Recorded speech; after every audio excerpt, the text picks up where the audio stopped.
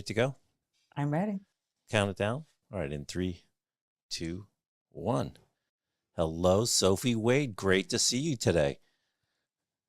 Hi, Jeff. How are you? I'm terrific, and I'm so excited for this conversation. I've been digging into your media library, and it is quite extensive, like 90 episodes, I think, on the podcast, 2 books, 5 LinkedIn learning classes, a couple little intro videos. You have been one busy lady keeping track of this whole future of work thing. Trying this, it keeps moving. So I got to keep moving with it. I mean, and it doesn't slow down, as we know. So it keeps me busy. Right. Well, it's just kind of serendipitous, right? Your first episode I noticed on the podcast was February 27th, 2020, literally not even 2 weeks before the shutdown. You were doing the Flex Network back in 2011, so you're a little bit ahead of the curve there. But wow, what a difference when suddenly, and there's a lot of kind of future of work advocates like Kate Lister and Adrienne Rowe who've been fighting this battle for a long time, and then suddenly it's like the market came to you in not the greatest of circumstance, but certainly one you could never have anticipated. Right. Yeah. I mean, I started in this space in 2011 when it was for my kids. I was, coming out of a long standing job, which I'd always had full-time jobs wherever I was working, startup or a big company.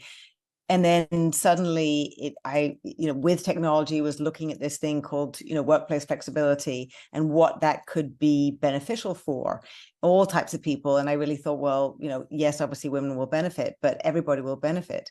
And of course, then fast forward many years to the pandemic. And yes, just was launching my podcast in February 2020. And then, yeah. Then everything shut down, and many more people were therefore available to do interviews with me. So that was nice. Yeah, you didn't have to travel. It certainly makes things a lot interesting. I was in the events business, and you had to schlep the gear and get there, and scheduling, is such a nightmare. And then we transitioned the company to Zoom calls basically on demand, and it's so much easier. And then once it got normalized, it just makes the whole world suddenly available to you without necessarily having to get on that plane. But you just got back from an exciting conference. So let's fast forward to today. I think you just got back from Web Summit. So what were some of the things going on as we fast forward to the end of 2023, which is kind of hard to imagine? Yes. Well, what was really interesting, well, the particular presentations that I was really keen to look at were about AI, and not just, any of these conferences, I'm not just listening to the presentation, I'm listening to the questions that people ask and the conversations that people are sort of having off, away from walking around the halls, and, with 60, 70,000 people, whatever Web Summit is, and in the environs of Lisbon, which is a fabulous environment to be circulating in. And there's so much going on there. It was really interesting to me, one, the vibe, two, the excitement about, because there's a lot of pitch summits, it's a lot of startups and ventures, and they're, pitching competitions, and obviously endless new startups focused on AI.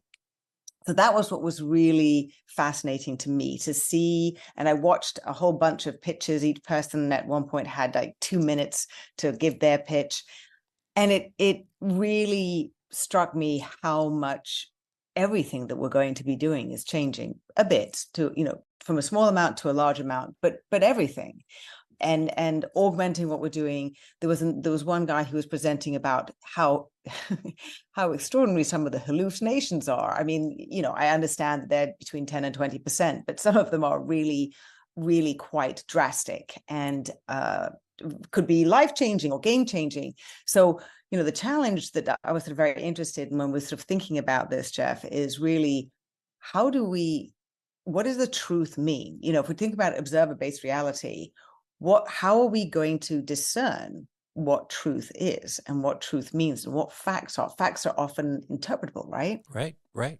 Oh, they're absolutely interpretable, right? Is 60 old or young? Well, ask an 8-year-old or ask an 80-year-old. You're going to get two very different answers, right? And they're both completely correct. I think the deep fakes thing is fascinating and scary. And, even now I continue to be impressed at kind of the creativity and the sophistication of some of the phishing techniques. And, as they kind of evolve their language. And then you think once they have almost perfect information that it's, your child, and they're on, vacation in Southern California, and they're going to Disneyland, and they send you a note from Disneyland in their voice, in their head, with Mickey Mouse in the Mm. background saying they need an extra $100 because somebody just, stole their wallet or whatever it is. I think it's going to be really challenging. It's definitely going to be difficult. Yes, and this is what's sort of fascinating to me because it goes to the core of the creation. I mean, we are needing to be, I mean, just as you went, you took your show from, being in a studio, having everybody else do things for you, and you had your particular role, then you take it home during the pandemic and you're needing to do a lot more, and the sophistication of your setup, just as all the different recommendations you were giving me, and I'm trying to up my setup as well. So thank you very much for that, Jeff. We are all becoming that much more, we're being up-leveled, we're being upskilled in terms of how much more we can do individually. And as we're creating more content, and as we're becoming, that's the role that each one is putting ourselves sort of at the center of the node, and what we're creating and doing with that, whether it's real or fake, or in our voice, or with our own opinion on it, it really changes how we each need to be thinking about what we're putting out there, what, the lens that the opinion that we're putting behind it, and how we're communicating with other people, and what their backgrounds are, and how they're going to be sort of receiving it. I mean, it really changes the dynamics of all these different interactions, whether it's sort of broadcast, or one-to-one, or one-to-many. Yeah. And you've got your empathy book there over your shoulder, and I know you've Oh. written about it and you speak about it, and empathy is ultimately, as you know better than I, putting yourself in somebody else's shoes and feeling what they feel. And it seems like that, there's some potential conflict with being your whole self and bringing your opinions to work and risk taking at the same time. You've got kind of cancel culture, and there's kind of landmines. It's easy to step, either accidentally, intentionally, or when the context changes, if something's taken out of context. And it's this really kind of interesting time where you want to be forthright and be the whole self, and we want to value the whole self. At the same time, people have disagreements, and there are things that can get really hot really, really fast. So I think the communication challenges are not simple these days, and the stuff lasts forever. Yes, and I think there's a difference. There's nuance to this, right? And this is where we have to get the balance right. So coming to work within a sort of two-dimensional cutout model, and we're kind of like, it's all business and we're not really showing our emotions, to the full everything that Sophie Wade is, goodness, God forbid. There's a person that I'm showing here, which is different than I show my kids, or that I might with, some other family members or friends. We're not showing, we might be our full self, but it's not every single aspect of ourselves. So we're being much more real, and much more, there's sort of more dimension to it. With sort of three-dimensional people, but we're not necessarily showing every single, wart and quirk. So I think that's where the empathy comes in, because it's sort of like, empaths can get railroaded. The point is not to let the other person have everything that they want, or you have everything they want when you can manipulate them. It's really trying to get that balance of needs, that balance of understanding. What is it not appropriate for me to necessarily be talking about? And it could be just, something that's happened to you, or something that happened to one of your family members, or your dog. So I don't want to bring up my dog because that might remind, there are things that we just need to be thoughtful about. But it doesn't mean that we're being fake, or being, untrue, and being superficial. So I think it's that learning that we need to bring in. We do that in our personal lives all the time.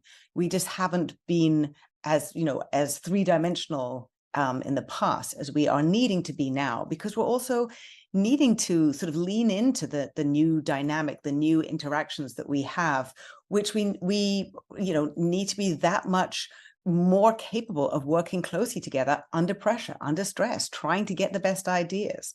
I'm sure the dynamics, well, I'm curious, how did you find the dynamics change from being in a studio, having done so many in studio sessions to then using a different channel where you were separated. There was still, you know, a lot of technology involved, but how did the different channels and mediums change that experience for you?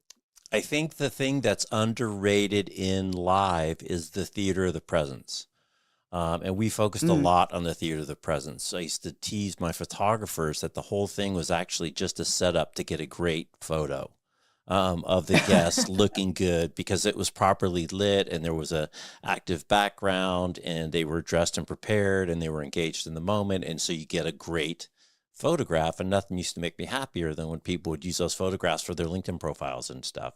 So I think it's the theater, and the you got to be much more intentional in picking up on clues. You got to really pay close attention to what's going on, which is much harder, you know, when you don't have those physical clues. The benefit though is you can reach out and touch people so much easier. You know, every coin has two sides. You know, on one hand, it's easy for people to cancel if they're not physically present in that place and it's part of their conference schedule. Maybe it's harder for them to context switch. To me, that one of the biggest challenges for people in these contexts is to take 15 minutes, 20 minutes, 30 minutes, 5 minutes to just, you know, wash your face or get up and walk around your desk or get a breath of fresh air or fresh cup of coffee, just to context switch and get your mind right. And a lot of people don't do that well. And that's maybe harder to do in a remote location because it's easier to back stuff I have up. to get up all I have to get up all the time and walk my dogs, and that always gives me that sort of ability to switch it up, change mode, and then sit back down, you know, maybe with a cup of coffee or a tea or something like that. But it really, and therefore I'm more purposeful about what I do when I then sit down again. Because like, am I then starting something that's mentally different? Or is it going to be the same type of thing? And again, that will be the next phase. It's sort of interesting how some of those break times can really help us design our work days differently. How are you finding that? Yeah, and in fact, I reboot often. I reboot my whole machine and just kind of restart everything when I complete a project, or not even a project, a post or whatever, just to get a refresh of the mind and close all the tabs and close all the windows to start fresh. Because there's so many, you know, you can distract yourself pretty easy by, say, getting ready for this and pulling up all your podcasts and pulling up your LinkedIn learnings and, you know, pulling up your books. And suddenly, next thing you know, you've got all this stuff open. So I actually reboot the whole thing many times a day instead of having 87,000 tabs open, which I know some of my fellow coworkers do.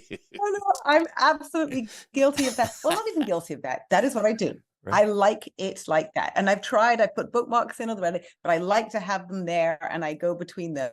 So Well, I have 6 that's screens. not That's how how I I do do it. it. I literally have more screens than you can count in Oh, front well, of there me. you go. So that's how I do it. Hey. There you go. The other piece you cover a lot is multi-generational, right? And people are working longer and kids are coming in. So we've got this situation where we've got multi-generational people. And the thing to me, and talk about empathy and trying to put yourself in someone's shoes, the part that illustrates to me how difficult that is for people like you and me, who've been around a little bit longer than the young people, is this great Stanford study that came out on online dating and married couples. And, you know, pre-1984, thereabouts, is about when I graduated from college, was, you know, met my wife shortly thereafter. There was no internet. There was no online dating. So how you met your spouse was zero, and all the rest were work, a bar, friends, church, family, blah, blah, blah. Now it's over 50%.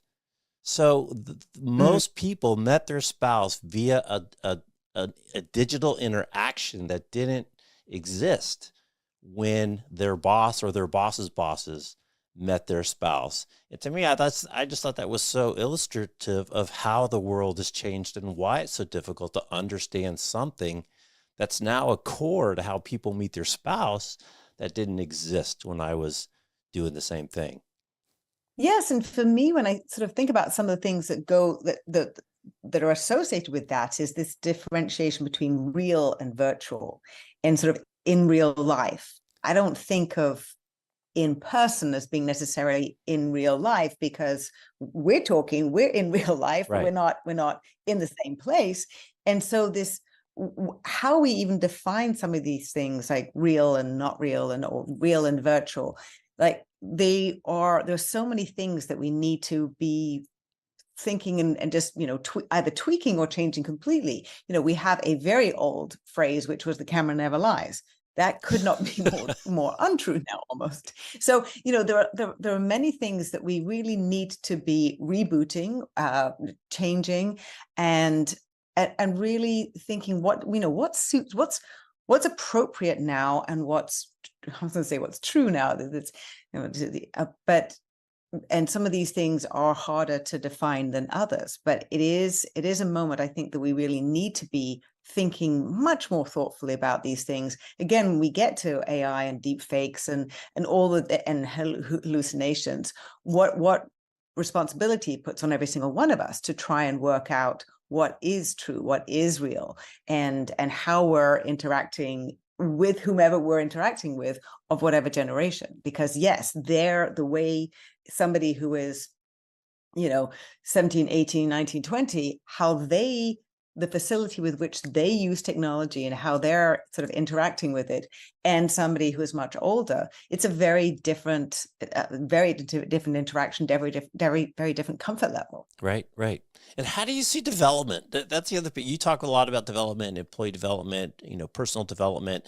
And, I first job out of school, worked at Macy's, had a management program. I just checked in on your very first episode. That guest, I think, said he worked at Enterprise, which hired more college grads than any other place, right? And there were these formal programs that existed, and they didn't have to change very often, very quickly, because things weren't changing that quickly. And so, they were kind of these big established things. In a world of skills-based learning, and, now college is so expensive, how do you see development changing? And also when we have the whole world potentially at our fingertips and our phone, versus, kind of the ways when we were getting started in our careers, and more the I don't want to say traditional, but the older ways of career development. Because it's Jennifer Tejada, one of my favorite CEOs, all she ever talks about is the great learning she got at Procter & Gamble and some of these old formal training programs that just don't exist anymore. Well, some of them do. I mean, the ones, to my understanding, the ones that still exist, these rotational programs, which are very powerful. And I'm trying to remember who I interviewed who was talking about the rotational programs. I think Pepsi does them still, Unilever, and some of the banks do So them. there's still a few out there. People yes, and where companies can do that very deliberately, even if the company is small and doesn't have huge divisions that you can actually rotate people through, it's a very powerful way for let's say the youngest generation to come in and experience different areas of the organization. And it also therefore facilitates talent mobility. Now, moving within an organization, because we don't typically have these linear sort of, lots and lots of incremental steps up the ladder, that doesn't exist anymore, because particularly our companies are much flatter. Therefore, it is much harder to move around the organization because it hasn't been set up like that. And what that means, therefore, is that it's easier for, and the data from LinkedIn from 2022 was that only 20% of Gen Zs feel that their boss or their company supports their next career move, their next career progression. So it's easier for them to leave. So what we need to be doing is really facilitating. I mean, it's just still early days in terms of talent mobility within large organizations and internal talent marketplaces. So if instead you brought people in and had already scheduled for them to be working in different areas, that's going to help them connect, help them network within the organization, find out what they're good at. You can find out what this person is good at too, or what they like, or what they're interested in, and you get a much more well-rounded employee. So I think that's one of the ways. So I love the fact that you brought that up, because that is something that we can use that as a kind of old model, but really use that to great advantage these days. And my next podcast episode, a guy called Paul Wolf had an amazing idea that he came up with in terms of you and I think when we last chatted, we were talking about the fact that some people just aren't great managers, right? So, Right. apparently, supposedly 10% of people are really good managers. And maybe I'm not quite sure what percentage it is. Somebody told me it's very low. I don't want to necessarily believe Seems that. low to me. But yeah, I'm so just going a the normal distribution we curve, you know. well, fair enough. So if somebody isn't a great manager and they love doing what they're doing, there are a number of people in the technology area where they are allowed to sort of be single contributors and rise up, but a single pathway, but not necessarily have to manage people. So how about in non-technology areas doing the same type of thing? So there is a pathway, not for everybody, but in some areas where people can move up, get promoted, earn more money, better title, whatever it might be, but not have to manage people. Now, that's really interesting because we have all these new types of career pathways. We can go horizontally, we can go diagonally.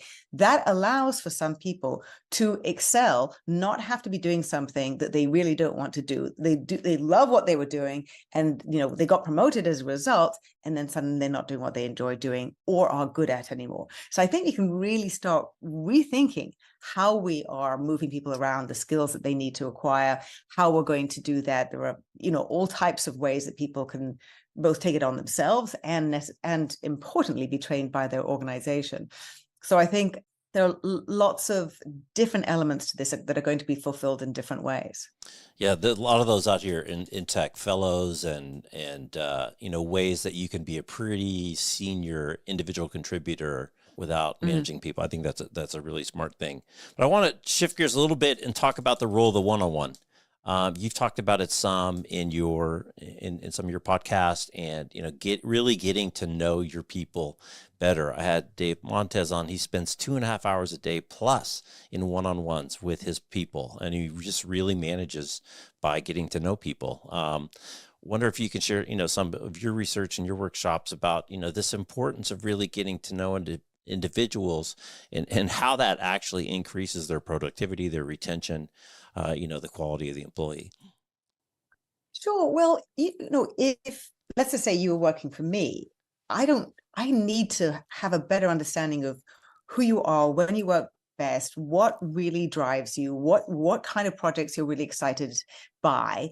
And that comes from lots of interactions, from me hearing you finish up a project. You're like, oh my God, that was great. I really love that. I'm like, okay, so you like that type of project. The next project kind of like, yeah, okay, but I need to pay attention to that. I need to actually notice and maybe write it down. And then days, maybe you're horrible in the morning, and or not horrible, but you need a cup of coffee. Otherwise, there's no point talking to you.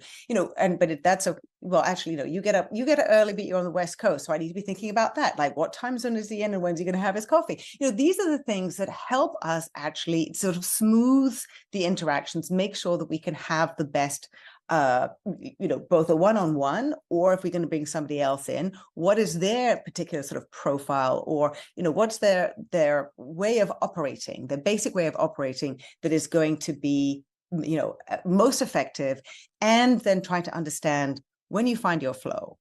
My best time for writing is sort of between 6 and probably 10 in the morning. And then I've got a period at night where I know there's no other emails. I can really, focus and relax. And gosh, do I crash at like sort of 4 o'clock in the afternoon. There's no point in me trying to do any writing then. I need to know, the more I can understand that for you and other people on my team, the more I can help you actually organize your time. Because we all need to be working these out for ourselves. And if I'm managing, a number of people, that's going to be helpful when I can sort that out together. And of course, we need to make compromises as a team. So it's not just, okay, well, Jeff is really not great in the morning, so we're just going to do everything, late morning or early afternoon, because that doesn't necessarily suit with other people who have different, times of flow and whatever, depending on all the different tasks they are. So we really need to be sort of thinking about individual people and then how we're going to work best as a team.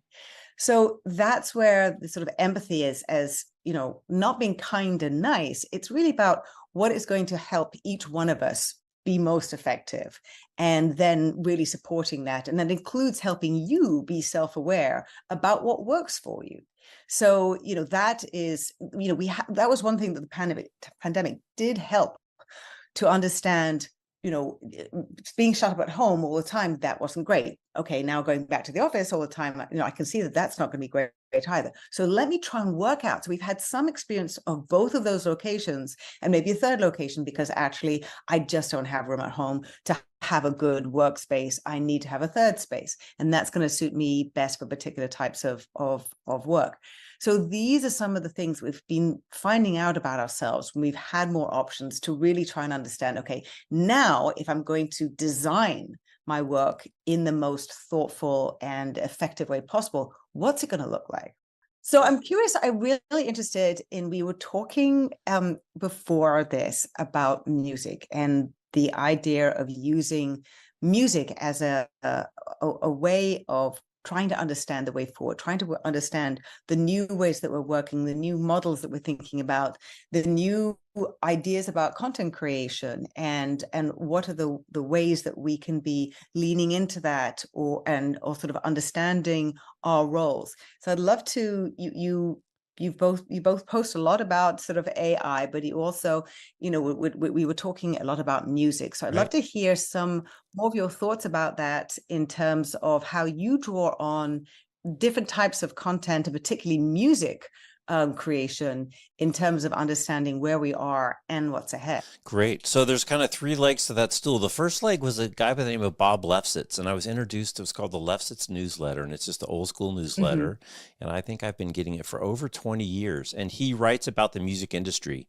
And I once had I don't know, we were pitching something to somebody from a music company, and I mentioned his name. They said that they had a jar in the middle of their table that if anybody mentioned Bob Lefsetz's name, they had to put money in the jar. So I was like, wow, so he must really be touching a nerve. And he writes about music. Well, Okay. what's interesting from the business point of view is music was one of the first things to get digitized, to move from the physical Mm-hmm. space in the form of an LP or a CD to get digitized. It got digitized in its distribution, where suddenly the lock that was contained by the record companies and the popular DJs was broken through things like Napster. Then you had change in the business model, where a kind of technology enabled, with Apple suddenly having 99 cents, their whole campaign, carry 1,000 Yep. songs in your pocket, which for those of us that used to carry cassettes, that was 90 minutes. And then you had Napster, which then suddenly it's given away on this peer-to-peer network. And then suddenly you have Spotify, which introduced, well, before that was Pandora, but you couldn't choose. So Right. it's been this really interesting, and he writes about it, way that the music business has changed. And then around that is everything from changing the business model to, do you make your money on the record and do the concerts to promote it, or do you make your money on the concerts and you create the record to promote your concerts, or is it just Right. merch? And so it's been a really interesting thing to keep track of and watch as digitization has hit other industries. The music industry was way out front and had a lot of early winners and losers, and continues to evolve. The second leg of that stool is really music, as in terms of trying to equate where music creativity comes from with business creativity and innovation. How do you create the Mm. conditions for people to discover things? And I think what's really driven me in doing some of my investigation is that there's no magic, right? It's just a lot of hard work. And in this area, I watch a lot of Rick Beato interviews, where he interviews a lot of musicians, and he's got a great one with Sting. And Sting just said, he says, to me, it's like fishing.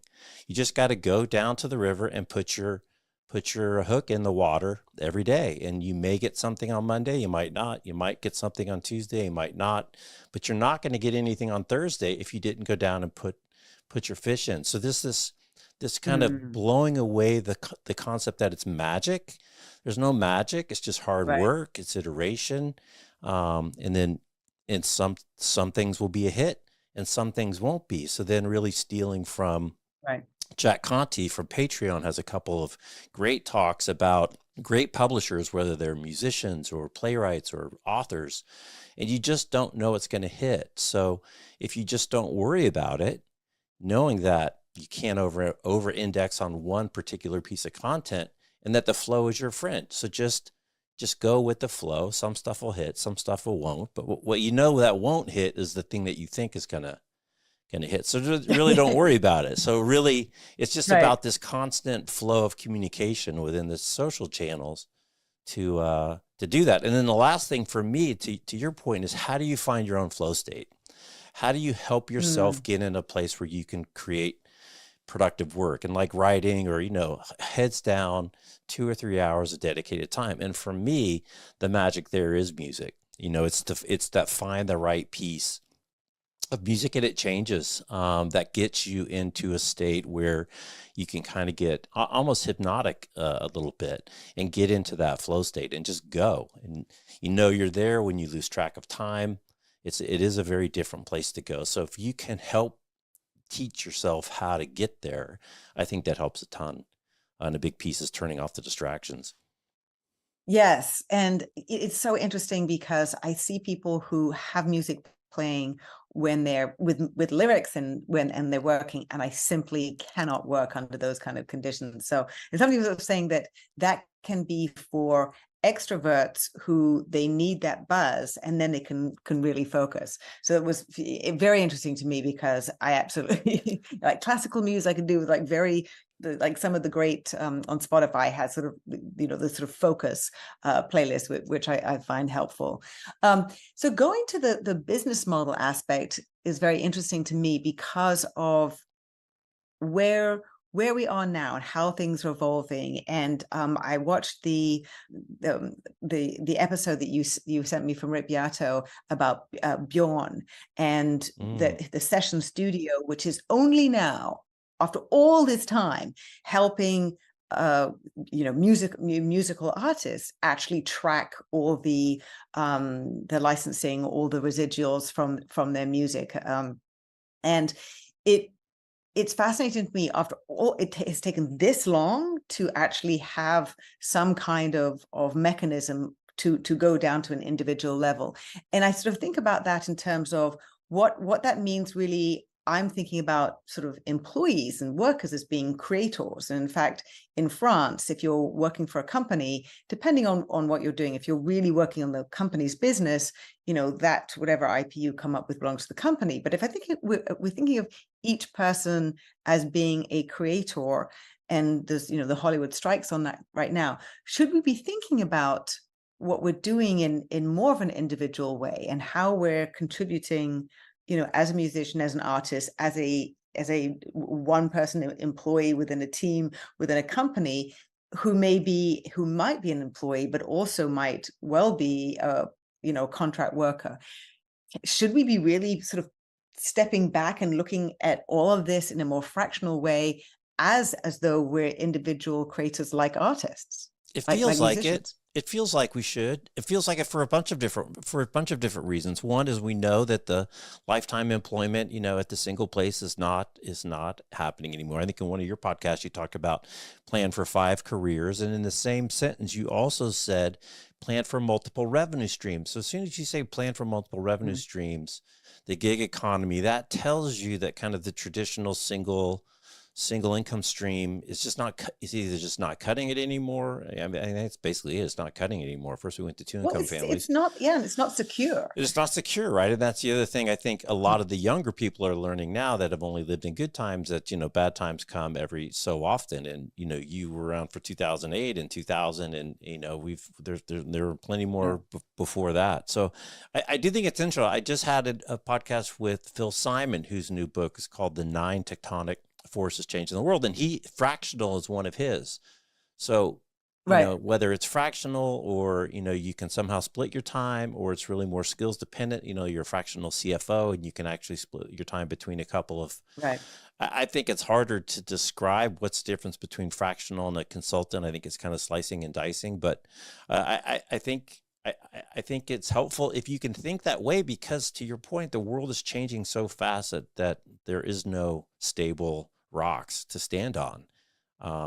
Everybody's time in the Fortune 500 is getting shorter and shorter each and every year. I mean, look what's Yep. happening with the open AI. It's one calendar year, and it went from being nothing to everything, to suddenly the whole world is changing under its feet, like so Yep. fast. So I think if you can somehow find a way, and to your point, all the tools now are digital and relatively inexpensive, and you can potentially have access to some small slice of the 8 billion people in the world, I think it's a little bit more pressure. But if you think back to historical societies, everyone was kind of their own little solopreneur before the Industrial Revolution. So there's a little bit of a renaissance to that. Exactly.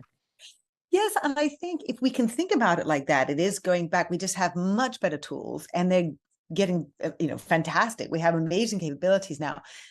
But the same thing still become true. It's not that, now there's so many, there are more DJs, more people can have a DJ board. So, there definitely are a lot more DJs, but it's not that that with more capabilities and more access to music, and that there are so many more musicians and artists, because it still takes that amazing song and, that particular voice or wherever it might be. What's interesting in some of the evolution of the music business to me, and I'm very interested to sort of think how you see that evolution in terms of what the record companies were doing. I interviewed J.R. Richards, and it was sort of interesting, the dynamics, which the artist had no control and no say and no transparency, and no ability to audit any, their the budgets and the incoming revenues and whatever that might be. And now we're getting to a place where we have a very different dynamics and an evolution where there is more transparency, I think, and very different dynamics about all the different types of revenue streams that musicians can generate and lean into. And he's been very interesting in how he's been exploring that and how he's connecting with his fans. So do you see some of these dynamics, in terms of the music industry, how much more that some of these may be ones that we see growing and using these examples in the workplace? Well, the two things I wanted to respond to, one is the power of distribution, and and that kind of wanes and waxes. And before, back in the day, there was only one source of distribution for your music, and that was through the labels. And there was no other way to get your music out to people. And then the DJs had big influence on what hit the Billboard 100 and what was on the end cap at Tower Records. Now you have many forms of distribution. The difficulty, as you said, by the same token, so does everyone else. So now it's way more competitive, but at the same time, you do have your shot. And I think what's interesting is it still, I think, can reward artists who are authentic, and authenticity pays. And I think trying to play to the crowd, which I think you see a lot more pretenders trying to follow along, doesn't work. But you continue to have new people that kind of pop through and do that. The other thing I think that's so much different is the microsegmentation of consumption around whatever it is your interest is. I mean, there used to only be like 5 TV stations. If there was the 3 big ones, there was your local one, and there was your PBS here in the States. Right. I mean, now you have all these people that have built huge audiences around particular topics. I introduced you to 3 or 4 that I watch most every day. You had never heard of them. It happens all the time. So we're all listening to our own thing. And the other piece that's even crazier is there's a day you wake up and you figure out that everybody's Facebook feed is different, right? It's not this linear flow of people that you follow. Right. And we've all watched the Netflix Social Dilemma, right? It's what they think is going to keep you on platform. What's even more interesting is even as we walk down the street together, we're actually seeing different things, even though we're seeing the same things based on our own biases, based on what we're focused on, based on what we're distracted by. My wife and I can go to the farmer's market. We've been married for 30 years, come home together and have seen a completely different farmer's market. I mean, like literally seeing different booths, seeing different foods, noticing different things. It's like we didn't go to the same place. So goes back to your kind of empathy, understand that everyone actually sees a different world, even if you're sitting next to one another at the same time. It's kind of wild. It is kind of wild. And so, I think trying to understand some of the things that are the same, that are similar, that do connect us when so much is changing. Because I think, one of the things that was so powerful about the experience as tragic and so many terrible things that happened during the pandemic, but we were connected. We were amazingly connected, and we all felt raw and vulnerable. And it allows us to both see into each other's homes, understanding the stress, the terrible situations that the frontline workers were in. But there was an amazing sense of connection. And I think trying to use some of that understanding that of now, as we understand how challenging people are all finding it. I mean, just watching the Rick Beato also with the guy from ABBA, and they're trying to like, what's AI going to do? We have a Hollywood strike. Like, what does AI mean there? We're all in the same boat trying to work out what is this going to do, and how is this going to change our lives and change our work, and how we're going to get paid, and what does this mean? So that is something that does unite us, and trying to sort of be both collaborative, sort of collaborating and trying to understand and sharing, and that comes down to also reliable sources of truth. If I'm sort of thinking about it, it's not only kind of going, oh, Jeff, thanks for these different, the newsletter, there was some great stuff about music there, and I learned a lot about different elements. At the same time, when I trust you, then, and you send me something, or you share some, a news article or some other stuff that you post, I'm going to trust it. I'm going to use you as a reliable source of my truth going forward.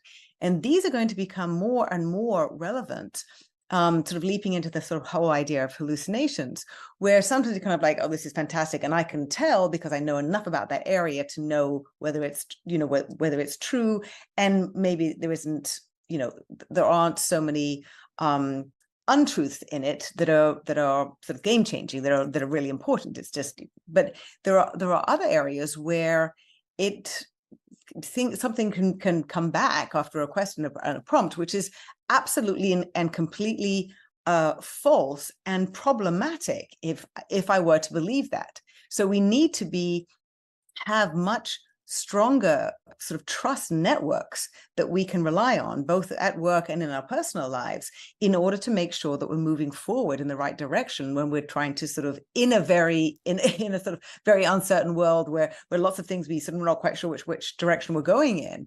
And so that's actually comes full circle in a way to some of the conversations we talk about, like checking in, understanding, and having these conversations, these regular chats with people. There's so much course correcting. There's so much that we need to be connecting with people so that we can have those trust-based conversations to make sure we're moving forward step by step, incrementally in the right direction. Yeah, and I think to your point, the empathy is the key thing, and I think communication is the least valued aspect of management, of leadership, to be conscious in how you communicate, to listen actively, to validate that you heard what you think that you heard, because you probably didn't hear what you think. And I think so much now about mission and purpose, and making sure people understand what's the mission and the purpose. And do you tie, do they know how their role, their job, their contribution somehow tie through multiple steps back to this bigger thing, which I think you said is more important to young people than ever. So and you can't do it enough. You can't practice it enough. You can't say it enough.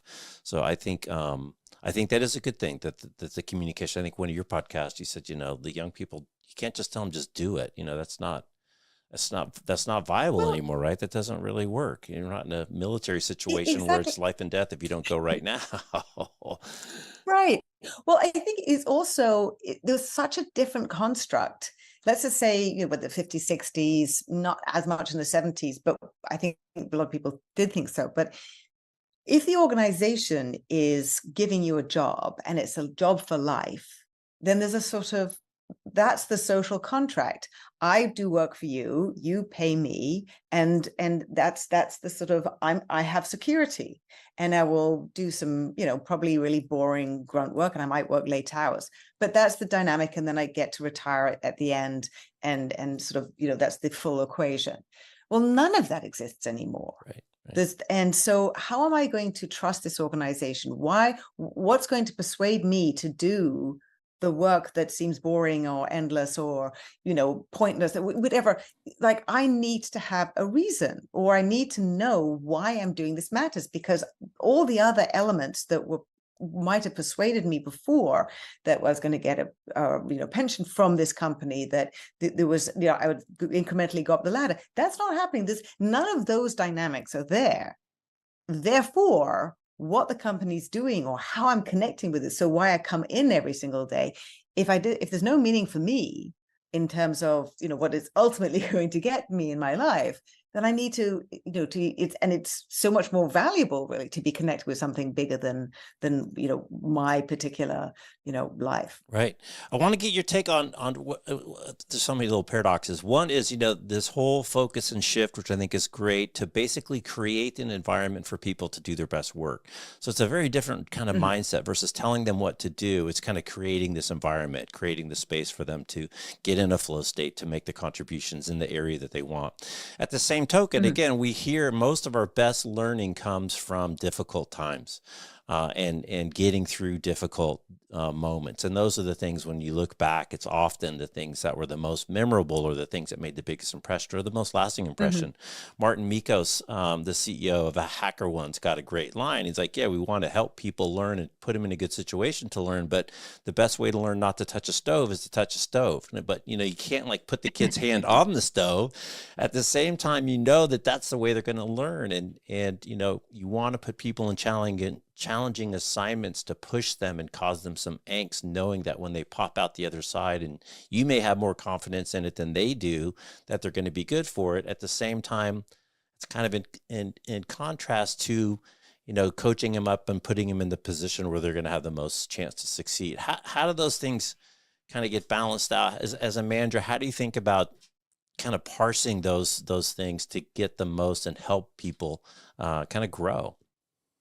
So I would say that the bar has been raised so high right now that we are in that challenging situation almost every day, in terms of what is in front of us. What are the things where you may laugh, but it's not that funny. But really, I think part of this is that there is so much uncertainty, that it's things are so unpredictable. And that was before ChatGPT came along and really sort of threw another spanner in the works. We were already moving at a pace. We were already having to adapt, and the nature of work had been changing. We're doing much more teamwork. We were, non-routine work had evolved, I think, 40-fold over the last 20 years. Collaborative work has gone up 50%. Over the last 20 years. So we've been working in very, very different ways, which has been challenging us, because if you're doing non-routine work, because already automation had already been taking away some of the boring work, we already had more interesting, more challenging work to be doing. Now, step that up a bit. So when we're sort of thinking about how we're going to be organizing our work, or what we're going to be doing, we need to try and take the stress down and actually create a more an environment where people feel more safe and more able to take risks, because there is so much risk in the environment. There is so much stress in the environment already. So I think we have a little bit of a flip of that. We are all learning an extraordinary amount already right now. And yes, we do learn from the most challenging situations, those sort of epiphany moments. So I think what we can do is try to identify where there's sort of more stability in the ongoing changes that we are recognizing. There is, even though things keep changing, there is some direction and understanding, and we can get familiar with that, because human beings are not hugely comfortable with change all the time. And then try and anticipate where and how and what to focus on, which is going to create some of the bigger changes that are happening. One of the things we're asking people to do, I mean, there are some companies that have banned for now, ChatGPT, GPT-4, Bard, and some of these other, Gen AI programs. But if we're saying, use that in your job, we're saying, I'm asking you to disrupt your own job. Now, for some people, they find that very exciting. I love change. So they'll be kind of like, oh, let me try this. For other people, that in and of itself is a hugely challenging proposition. And I'm going to be scared, that I think I just posted something yesterday. The number of people who are FOBO, fear of becoming obsolete, I think I posted it was like 40% or I don't know, 40%. I hope not. A big number. Yes. I mean, I actually forget what the number was, but I just posted it yesterday.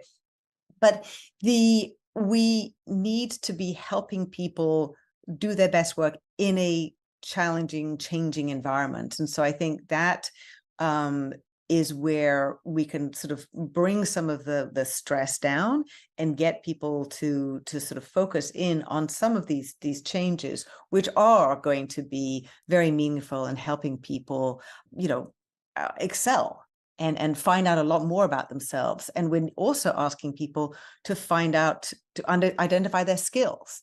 And okay, Jeff, I'm going to ask you, what are your top 3 skills? I'm not going to ask for 5, just 3. I can tell you the one I need to work on is audition. Research probably is one of my best skills. My top skills. Making people feel comfortable to tell a good story. I think I'm pretty good at that. I'm actually pretty good at, I'll give myself, since I'm lacking in audition, I'll give myself credit for Premiere, which not a lot of people can wrestle that one. So I'll give myself Adobe Premiere skills. But it's interesting on the reskill, because we don't even know the skills that we're going to need tomorrow, right? That's just so bizarre. And then where does that fit with higher education? Here's a big one. Yes. And I mean, I ask people quite often, what are your top 3 or 5 skills? And most people don't know, but we need to be thinking about ourselves in terms of our skills. And when we're talking about our skills, then be asking, and talking to our kids in terms of what are you good at, and how to discover their top skills. And then they can sort of look and try and find and explore other skills as well. And when they're coming into, new working environments and sort of exploring what they're doing. I mean, you will find that Gen Zs are typically really, really eager to learn. That is one of the ways that they can stay competitive, that they can have the most financial stability. But we really do need to be starting to talk about ourselves in terms of a job title, but instead in terms of our skills and what we can do, because those are what we can use in all different types of ways, depending on what technology evolves and what that means that we're going to be doing, and what this technology, okay, that's going to take. I don't have to be doing that. What can I do instead over here instead? That probably confuses people, right? They probably say, I have my title, I have my role, I have my sheepskin, but and none of the skills that I mentioned were ones that were taught in any of the expensive schooling that I've had. Right. I mean, the great thing is in future is that AI and Gen AI, from what I understand, is really going to enable one-on-one, absolutely dedicated education. So it's sort of like, oh, so I want to learn French. Okay, Sophie, well, what I can hear is that you're great at the future tense, but you're not very good on the past tense. Let me, tweak. Here we go. Here's, I'm delivering this lesson for you. So that's going to be incredibly powerful, going to help me learn French very quickly, or math or whatever, understanding the strategies that work for me and the strategies that don't work for me. That's going to be fantastic. We're not there yet, but those are some of the individualized sort of the powerful capabilities that AI will be able to give us on an individualized basis. So that, I think, is incredibly, when education has been has not been updated for a long time, and there's a huge gap between as I say, some of the public education systems and private, that this kind of technology will be able to change the game, and give us some of the skills that give students some of the skills that they need going into the companies as they go. And with that, and I think there's going to be a lot more collaboration between corporations and colleges and high schools to make sure that the skills are aligned, and we're teaching some of the things that people need to know. I mean, the fact that we've never taught people like budgeting and how to use a spreadsheet, right? It's kind of crazy, right? Right. Well, the other piece, again, the opposite of that you've talked about in a number of your shows, is the kind of the rise of the generalist, because as the skills are changing so fast from beneath us, and the skills you learn today might not be worth much tomorrow because that technology might go away or be surpassed, the role of generalist thinking, the role of critical thinking, the role of decision making, being a little bit more thoughtful and checking references and looking for patterns, is now actually turning out to be a more valued skill than it was before. It's kind of this super generalist, if you will. Yeah, I think the T, people talk about the T, like, having a lot of generalist and then being able to go deep in one area, or maybe a few areas or related areas. Because I think the transferable skill thing is going to be very important, and specialists are also going to be important, which goes to the individual contributor aspect that we were talking about in terms of enabling people to go go very deep. And really get specialized without sort of limiting their ability to advance. And also trying to make sure that they then don't become completely obsolete, but trying to understand what their skills are that can be applicable elsewhere. Corporations really need to be thinking about what the skills, it's called the automation potential for different people's jobs. When we come into sort of like a machinist, a machine operator, I think it has a 71% automation potential. However, there are other jobs like a lab technician, which I think there was something like a 58% match with a machine operator, but that job has a much, much lower automation potential. So how can we identify what skills people have, what the automation potential is for their job, and what other jobs at that organization or in other organizations might they be able to move to and have sort of a more secure future, and have a sort of game plan to move them from one place to from one job to another. Right. Although most of those jobs don't exist today. I mean, web developer didn't exist 20 years ago. There wasn't such a thing, right? And Yes. an SEO expert, there wasn't such a thing. And a data broker, there wasn't such a thing. Well, I guess those have always been around. There are, but there are ones that we do know that are there now, right, that people can transition to, and then yes, that's not necessarily going to be static, and there's going to be another one after that. Yeah, it's pretty interesting. But what is your take on higher education? I mean, higher education, I had a great interview one time, was, the original colleges were put together at a time when all the information on any topic could be contained in a single building. Like literally, all the books that were written and all the top brains could literally be in a place in Cambridge somewhere. And that's how they were designed. And that's, clearly not the case anymore. Nobody goes to libraries for books anymore. They go for the internet, because then they can get all the world's information. Do you see some movements? Do you see, kind of how education can start to move to become less of, kind of the traditional patterns and more of kind of continuous learning and supporting continuous learning, and, kind of rethinking the way that we need to be curious. We need to stay learning, and maybe that, taking an 18-year-old kid who's not quite ready and then sticking them in there for 4 years. I think there's some new models that need to get tried. My son just finished university, and so it's not that I am not for, actually it was a three years, he was at university in Italy, but it is tough to have any education that's going to be still be valid 3 years on or 4 years on. And so I think it really depends how that is being taught and what is being taught. And if we're talking about critical reasoning and, problem solving and the essence of that, I mean, in England, you get very, very focused on one subject, but the point about that at university in England, what they say is that you're learning how to think. And it's not about the subject. I learned Chinese, You're way ahead of your time. I mean, and very, very interesting poetry, philosophy, history, culture, but what it was really doing was teaching me how to think. And so now I think college may well be 2 years, with maybe a third year, which is a sort of work study program. I think there's going to be a lot more collaboration, as I said earlier, with corporations, not in a in a way that's sort of over influencing what's being taught. But I think the relevance and really helping people understand, when we're moving so fast, what technologies are going to be important and what skills are going to be important, because it is hard for academia. It's a very different type of system to stay on top of it and be really able to provide the types of skills that are needed. At the same time, you have things like edX, you have Udemy, you have these big MOOCs, these massive open online courses, which allow people to be doing the courses that they need to have certifications. I know that edX, I interviewed the CEO of that a couple of years ago, and he was talking about the fact they have these micro masters. So you could do a master's program in 4 pieces. Each one took, I think, 3 months. So you could take longer. And by the end of it, you could have a master's program. You could do that whilst you were working. There were many different things that you could be doing.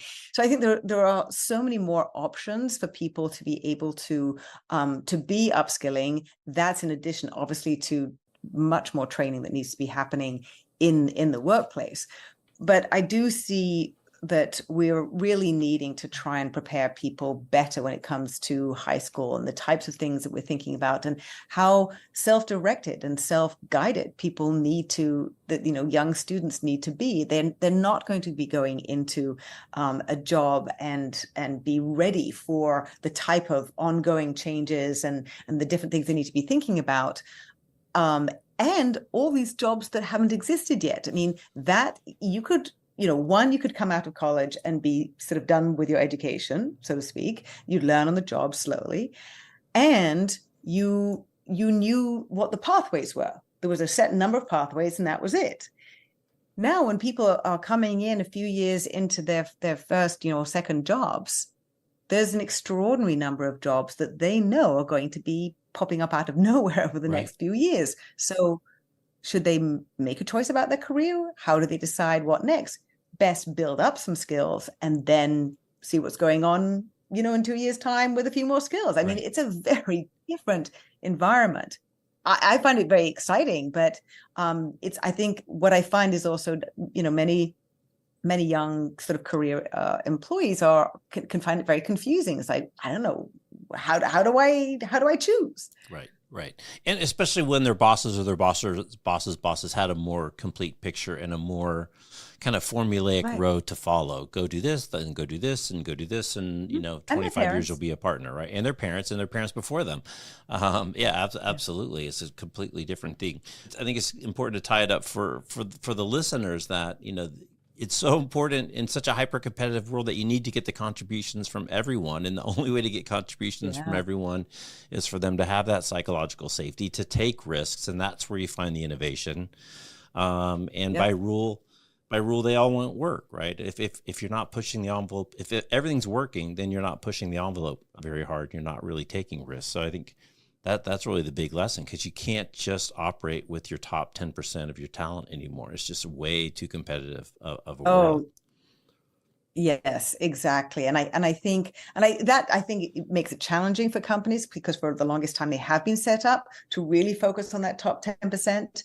And then the bulk, the sort of the biggest, the majority of talent didn't need to be sort of guided in their careers, because they would keep going up that sort of vertical ladder. That doesn't exist anymore. So now you have enormous number of people, particularly obviously in a large organization, who are going to have these different career paths, and how do you manage that? And companies aren't set up for that yet. So we're in a there are so many things that are changing at the moment that sometimes I feel like sort of not over blowing my own mind, but overwhelming people. But there is a lot of change. This is a period of enormous change. And so the more that we can work together at an organization, not pretend that we have all the answers, but really be collaborating, be leaning in, be empathizing, to all try and work out what the best road forward is for the particular business, whatever that means, and noticing that our customers' behaviors are changing in the products and service, or how we have to deliver them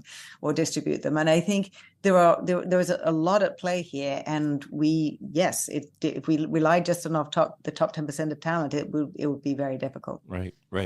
Well, Sophie, you're doing your part, writing books, teaching LinkedIn lessons, doing podcasts, doing lectures. My goodness, you're doing a great job of educating. And again, back to our distribution, you couldn't do that before, right? You could just throw out Right. on a YouTube video and do a podcast, you know. So it's really exciting and scary, which I guess is always the case, kind of regardless of the topic that you're talking about. If it's got one, it's usually got the other.